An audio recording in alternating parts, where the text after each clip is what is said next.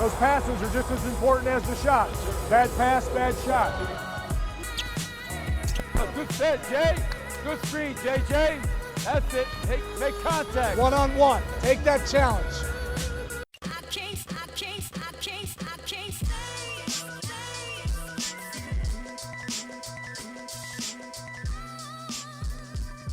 What's your thoughts, pick and roll? What does that mean to you? I mean, it's obviously a huge part of the modern game. It's something that teams use in I think pick and rolls many different things. It's used many different ways. So yeah, I think it's a bit simplistic thing for a definition of what pick and roll is in modern basketball, because it's used as entries, it is used to initiate things, it is used as exits, it is used to create mismatches, it is used as part of penetrating kick basket. It's used in so many different ways nowadays. Yeah. I'm not a huge fan. I'm not one of these guys who's completely against it either. I am jury not out yet. Yeah. Okay. Still learning a lot about it, so I can't make a decision yet.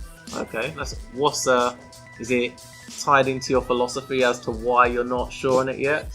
I mainly work with under 14s and under 13s through the RPC, and my national league team here is under 14s. So for me, it's not a priority. Okay.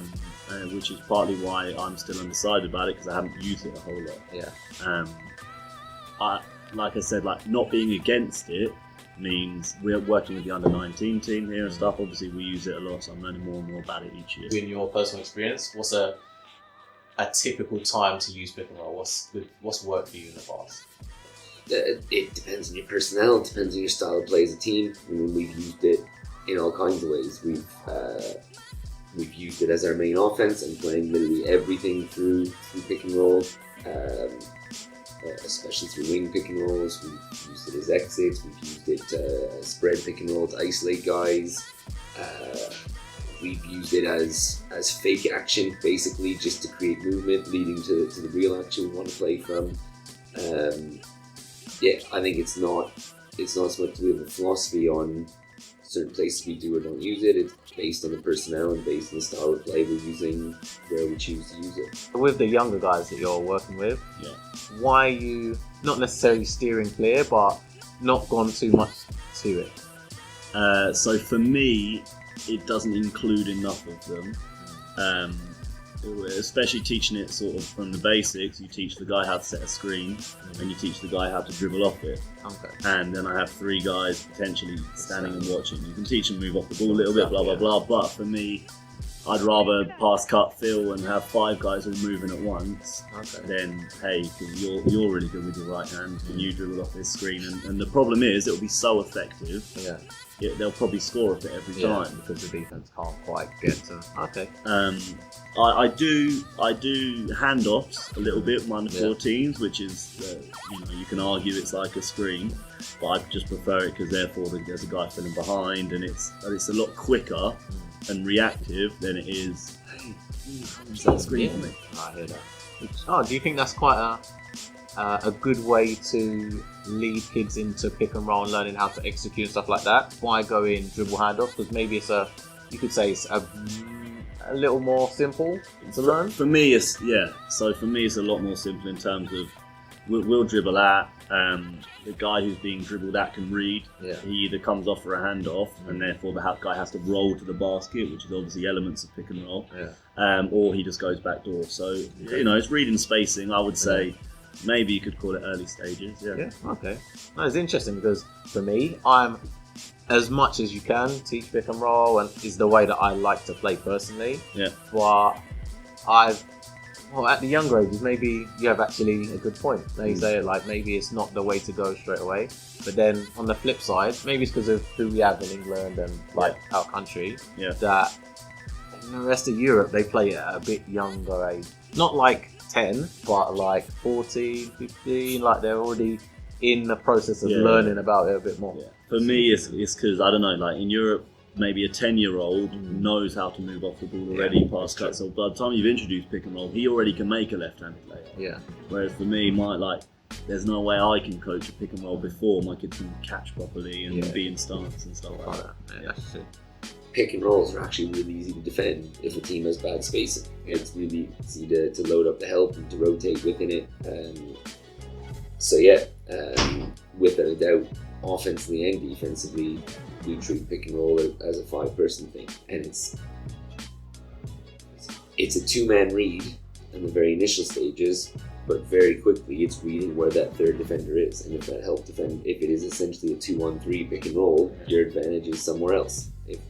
If they're going to defend it 2-on-2 and not help and not rotate, then yeah, it is all the basic reads and whatever. But very few teams are going to be defending it 2-on-2, and you see, things like I guess the Warriors, the best example, where teams have changed how they roll because the traditional roll isn't there, and it's trying to find space that is hard for the defense to rotate to. But again, like, you see that guy becomes a facilitator that you rarely score off it. It is just a way to draw help and lead to other things. So you think one of the important skills that not just big men but all players have to now, the way the game's evolving, everyone has to be if you're going to play at a good level, a great level passer. Like, you can't just be a only roll to the ring unless you're a superior athlete, then maybe it's a little different. But you have to be that sort of player, like Draymond Green being one of the best examples, being able to catch it off a pick and roll and pick your pass really well. I think that's the direction it's going. Without a doubt. And the pick and roll's always been a 5-man game, but the bigs weren't expected to pass it in the same way that they are now, or much less so. So I think, I think that's part of the evolution of the game currently, that 4s are becoming 5s, 3s are becoming 4s. It's everything's going to skill set and primitive-based skill set. So yeah, not just for pick and roll in general. Guys need to have that skill. Is there a sort of lineup that you prefer to have in an ideal world? Is there a sort of lineup that you prefer to have when you're playing pick and roll? Not necessarily. It's a balance things, and it's also more and more people switch everything now. So again, if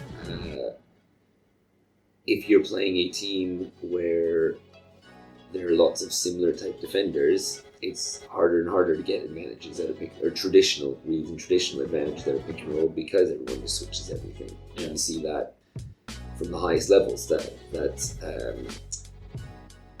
defenses are sophisticated enough. I think in a lot of places the defending of pick and roll is caught up to the tactical decision making. Just from I'll sit down with coaches who are 20 years older than me maybe, and I was the other day with like Manuel and guys like that at national team camp, and like they started debating about it, and there was like, oh, you got to jam it, no, you got to ice it, and I was just there like, oh, I need to like find out what some of this stuff is, kind of thing. Yeah. So yeah, I think it's interesting. It's something I do want to look at. Nice. It's a very hefty topic. Yeah. Because even like you just said, the ways that you guard pick and roll, there's multiple ways. It's not even just like everyone switches it and that's just what happens. Even in the NBA, like now, because of Steph Curry and Kyrie and these sort of players at the moment, it's much harder to go under a screen. You can't go under a screen, otherwise you're going to die. Like, it's just finished. Yeah. But then, like, maybe, let's say, 2008, when it's Boston Celtics and it's the Ray Allen team, Paul Pierce, Rondo and all these guys, you might go under a screen, especially on someone like Rondo. Yeah. You have to go under the screen because he ain't shooting a lick from nowhere. So you just go under the screens all the time. So it's kind of interesting, the different ways you can guard it. If you play against it, whenever you play against a man defense and other teams are playing it, what sort of defense do you like at the moment to guard it? The cop out is switching. Yeah. Nice. I like switching as well. Switching is good. Is a good option if you have the people to do it. I like it. It's not loads of teaching. Yeah. And your guys can't be bad on defense. Basically, if you switch, you might get a guy like smaller than you, bigger than you. You've just got to man up and play defense. Yeah. So yeah, like I like a lot of switches. Okay. What happens when you get a mismatch? You keep your fingers crossed and play it out. So we'll do like we get all 5 guys recognizing that we've got a mismatch, and they'll all play in a little bit more help, basically. Okay. Yeah. So you mentioned switching before. Yeah. What are some ways that you combat switching? So a few different things. I mean, obviously, players understanding how to use mismatches is really important, and understanding it at higher levels, that the mismatch actually isn't where you score quite often. The mismatch is what draws the extra help, which leads to advantages and breakdown. So within our spacing and reading of mismatches and getting players to understand both a perimeter matchup and an inside matchup, how we take advantage of that, that's one element without a doubt. I think a lot of switching is less aggressive. Less teams hedge hard, less teams switch super aggressively than they used to. Even again, switching, quite often you're still able to partially turn the corner to get an advantage out of it, being aggressive off it. We work a lot on slipping and trying to get guys to understand slipping in that gray area just as that switch moment's coming, to cause confusion, because I think the early slip, or that slip just as they're about to use it, has real impact pick and roll, because again that on-ball defender is expecting the switch to happen, is expecting help to the middle, and so quite often it's not to say the slip you'll get, because the help defense is loaded up to play the role anyways, but you'll just get the ball in there, being able to beat his man middle and turn the corner and get the same advantage that you were aiming to have off pick and roll without actually needing to set it. So those are the main things we teach our guys. What sort of players do you like to watch in pick and roll? Is there an ideal player where you're like, wow, this player is incredible in pick and roll? Not really. I don't watch a whole lot of really, really high level basketball. I prefer to watch junior games, to be honest. Okay. I like NBA guys. I like Steph Curry for the simple fact that I think he creates really well off them, and because he's such a good shooter and he's got such a quick release, it's just quite nice to watch him. Guys going under screens and he just lets it go automatically. Yeah. And we use that quite a lot for our guys, just sort of showing them different reads off it and what people do. Adam will probably tell you more. We watched a Eurobasket game the other day. Because I rarely watch it, I can't remember the team. Olympiacos maybe, and they've got a point guard. And literally, I'm watching this game, and every single play is pick and roll for him, or it'll be like little play that they don't really care about. He'll finish him. He'll get the ball, pick him off him, and Adam was like, he knows a lot more, and he's just like again, and I was just like, my goodness. So it was interesting to watch, but I don't know if it was because it was comical, because the other guys were doing nothing. Yeah. Nice. It's interesting because a lot of teams, maybe because it's higher level, it's a little different, but they play with a lot of pick and roll, like a lot, because they want their best players to have the ball all the time. And Spanoulis is, in so many areas, is gifted. Passing, shooting, finishing, like so many different areas that him coming off a ball screen gives his team such a big advantage. But it's interesting because part of the reason we're doing this is because for coaches like us who are just coming into it and starting to understand the game a little bit and knowing where to watch and knowing what types of games to watch and stuff like that, it's interesting to hear your opinion and your perspective of that sort of game. Because for me, when I was at university, it was NBA only, nothing else. NBA. And it's only once I left university I started to catch a bit of EuroLeague or Eurosport and stuff like that, where it started to open my eyes a little bit more. Do you prefer wing pick and roll to middle third pick and roll? It depends on what you're trying to achieve out of it. You mean, as far as using it as a continuity, as far as using it as an entry into things, we probably use a bit more wing pick and roll, just because of passing angles and so on, whereas latent shot clock, without a doubt, going to spread pick and roll and trying to spread the floor, open up decision making. But again, I think it's not so much philosophically something where I'm for one against the other at different times. I think you come back to everything in basketball, my whole floor, everything comes back to it's about matchups, it's about people, it's not about system. Are there any times you would stay away from pick and roll? Like, as a general, we're playing this type of team, we're not really going to play any sets that have pick and roll in it, or we'll use it really sparsely. We have, like I said, we haven't yet.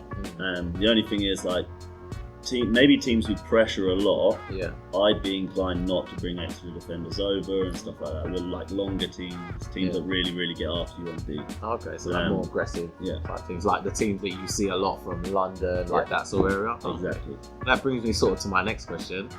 Are you, well, with the youngers, I would guess not so much, but with other teams that you coach, do you try and stay away from pick and roll late in the shot clock if you have nothing?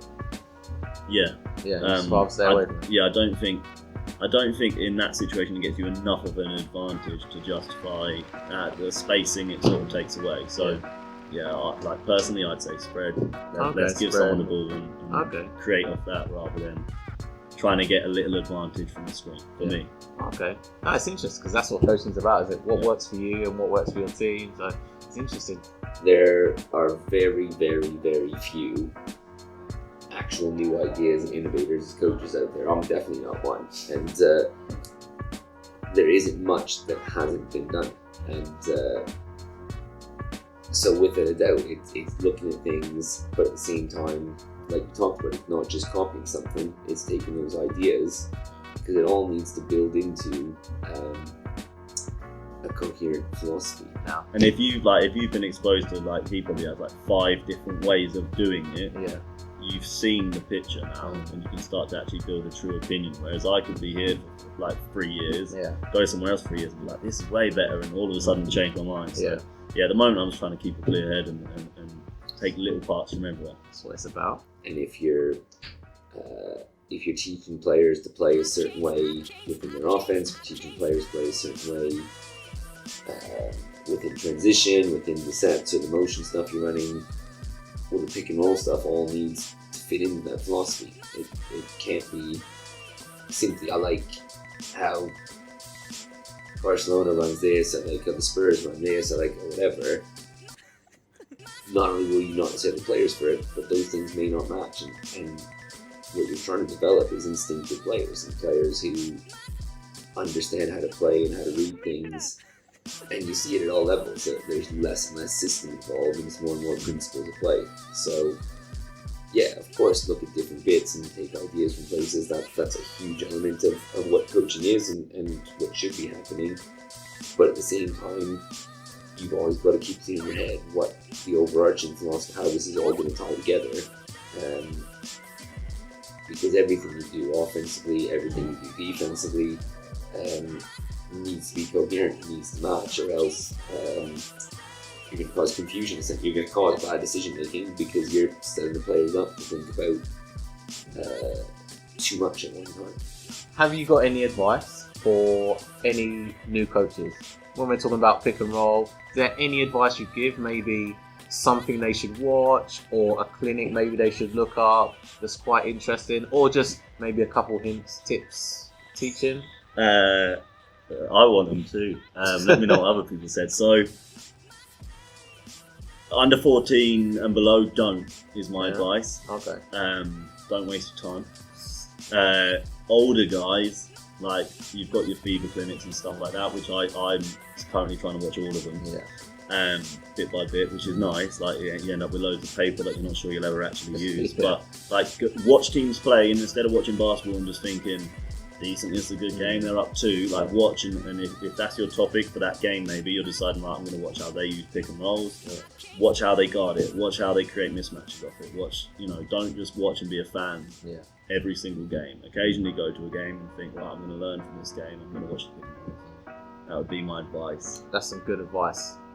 Thank you. When I came out and I was starting, I needed someone to tell me some of that stuff straight away, so it's much appreciated. Like, I'm sure everyone will appreciate. You can watch 10 games and then be like, sweet. All you've got, all you are is tired. Or you can watch one game and really, I think, like, break it down, analyse it, and focus on one point. And you probably get more from watching one than you do 10.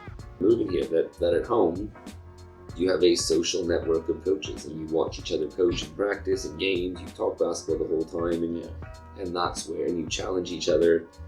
And there's elements of it, what we've got here, what you've got, where there actually is through academies, there's people who work together and able to see that.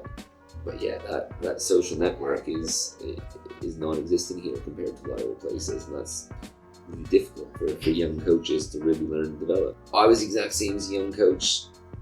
Young coaches, it's very easy to get caught up in the tactical side and the X's and O's of how, but actually that's quite false. Quite the real basketball is all the detail that happens behind that, and I think a lot of young coaches fall in the traps of seeing systems that they like. And if you go back to where I started this, systems all about the personnel that you have, and so it's not actually about going. Of course, it's easy to say the way Golden State plays and they share the ball, or Spurs basketball, whatever. But if you don't have players who can do that, it doesn't matter. So yeah, I think it's more about immersing yourself in a wide range of styles, of understanding. As a young coach especially, you're not in a race to develop your philosophy, that you should be in a race to get as much knowledge, as many differing opinions, seeing lots of different coaches, how they do it, and then over time, your philosophy will evolve from that, of the things you agree with and things you don't agree with, and your philosophy will come.